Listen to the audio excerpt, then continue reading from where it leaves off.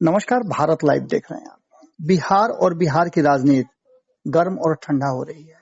इस ठंडा और गर्म होती राजनीति के बीच में कुछ ऐसे नाम हैं जिन्होंने बिहार की राजनीति को अक्सर कुछ न कुछ अपने ढंग से प्रभावित किया है या फिर व्याख्या किया है।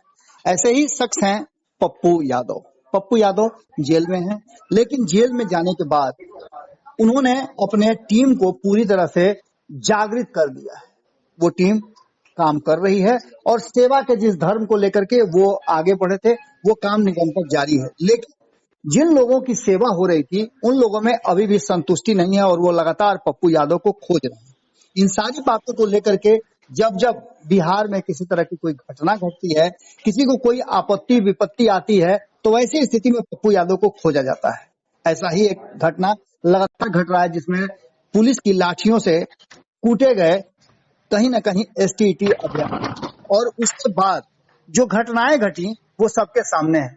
सरकार ने नौकरी देने का वादा किया था, लेकिन अचानक से सब कुछ ऐसा लग रहा है कि सरकार अपनी कुर्सी बचाने में नीतीश कुमार परेशान है और ऐसी स्थिति में वो अपना गुस्सा जो है वो बेरोजगारों पे उतार रहे हैं। इन सारी मुद्दों को और सारी बातों को अपने ढंग से रखने के लिए हमारे साथ जाप के प्रवक्ता भी हैं और युवा नेता हैं सहान परवेज जी। ये अपनी बातों को मुखरता से रखने के लिए जाने जाते हैं और बिहार के युवाओं में इनका एक अलग क्रेज है। तो हम इनसे जानना चाहते हैं कि जो कुछ भी घटनाएं घट रही हैं और सरकार लगातार नौकरी नहीं देने के एवज में और नहीं दे पा रही है, तो लाठियां क्यों बरसा रही हैं? तो सबसे पहले तो आपका सहान जी बहुत बहुत भारत लाइव। धन्यवाद बाबा, और आपको सादर प्रणाम। आपके दर्शकों को बहुत बहुत प्रणाम।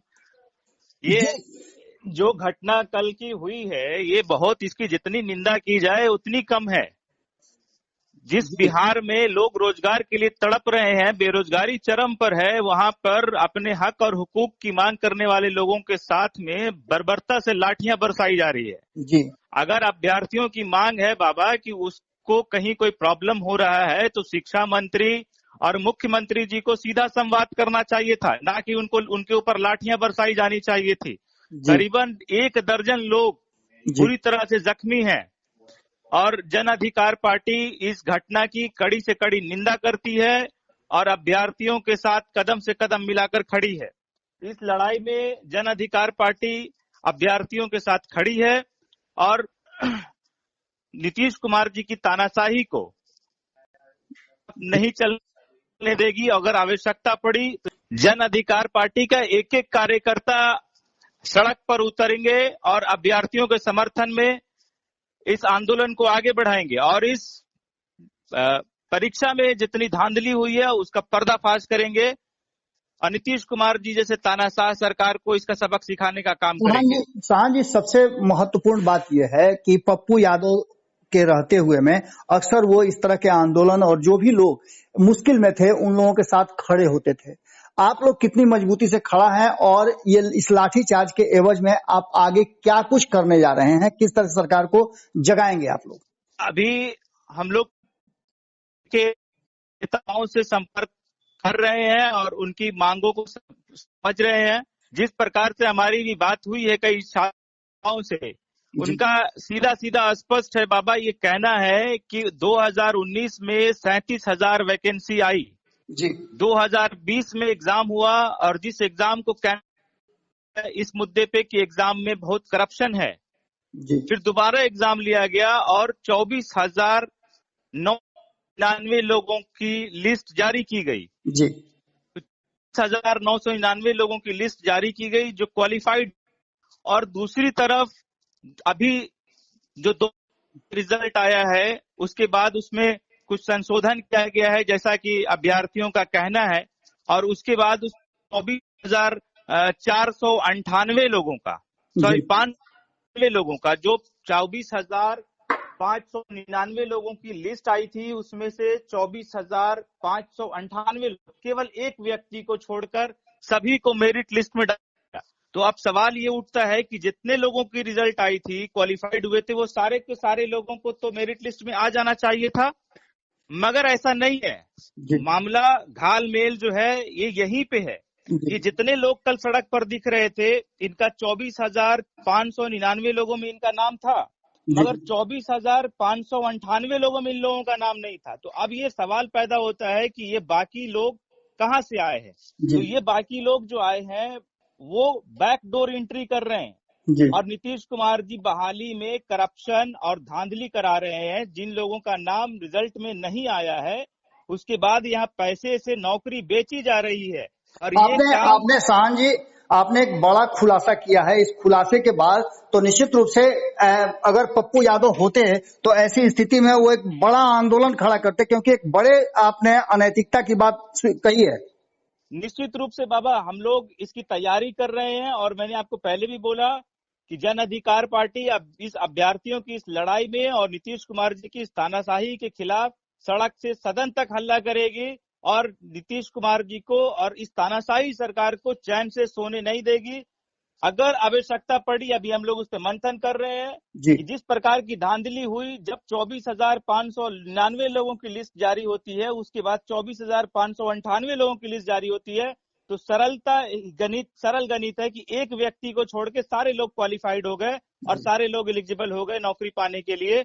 मगर ऐसा नहीं हुआ। तो बाहर से और बाद के वो कौन लोग आए और उसको किसने एंट्री कराया और किस माध्यम से वो आए, ये जांच का विषय है। और हमारा माननीय उच्च न्यायालय से भी आग्रह है और हम पार्टी के लोग, हमारी पार्टी उच्च न्यायालय भी जाने का काम और महामहिम से भी मिलने का काम करने का कोशिश कर रहे हैं। हम लोग ये बात कर रहे हैं कि साहन जी, आपने अपनी बातों के दौरान न्यायालय की बात की।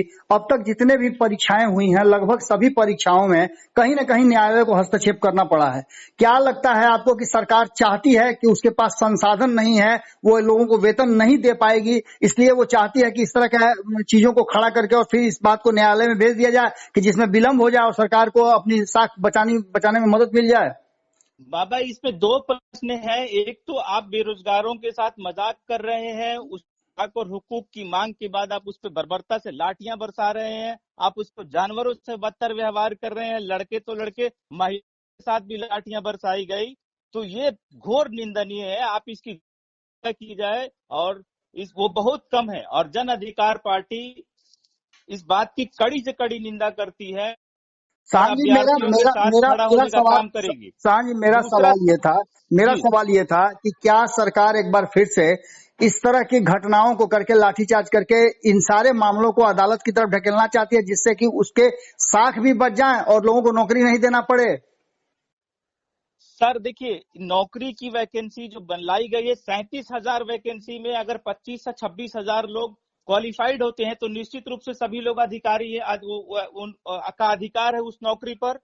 और सरकार केवल और केवल नौकरी के अंदर भ्रष्टाचार पैदा करना चाह रही है। नीतीश कुमार जी के हमेशा ऐसा आरोप लगता आया है कि इन्होंने नौकरियों के नाम पर, बहाली के नाम पर लूट घसोट कराया है। ये आज बहुत स्पष्ट हो गया है और कहीं न कहीं इस तरह का मांग हमेशा उठता रहा है, चाहे बीपीएससी का रिजल्ट हो, चाहे आप कोई भी रिजल्ट उठा क्या ये भी मामला अदालत से ही फैसला होगा या सरकार फैसला कर लेगी?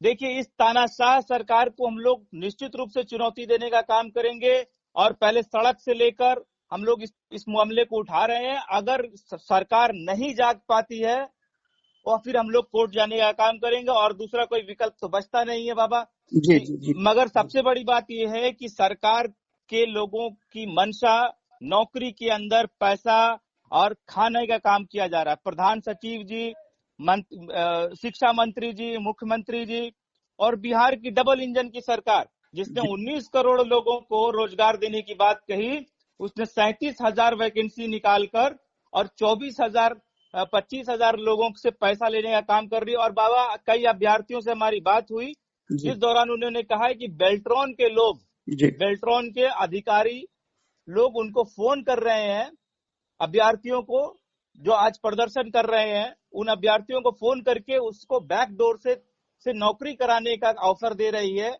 और उसमें खुल्लम खुल्ला रेट खोल के बात कर रही है।